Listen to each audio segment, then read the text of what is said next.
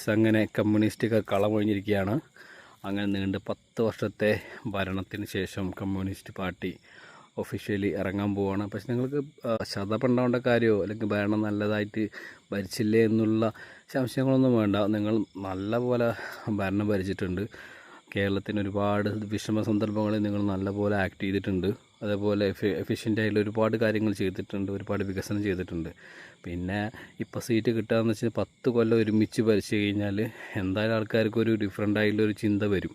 അതേപോലെ ഈ ഭരിക്കുന്ന ആൾക്കാർക്ക് ഒരുപാട് കാലം ഇങ്ങനെ ഭരണത്തിലിങ്ങനെ തുടരുമ്പോൾ ഒരു അധികാരത്തിൻ്റെ രുചി തലക്ക് പിടിക്കുമ്പോൾ സ്വഭാവ മാറ്റങ്ങളും ഉണ്ടാവും. അപ്പോൾ അത് ജനങ്ങൾക്ക് മനസ്സിലാവുകയും ചെയ്യും. അവരെ മാറ്റിയിട്ട് പുതിയ ആൾക്കാരെ റീപ്ലേസ് ചെയ്യുകയും ചെയ്യും.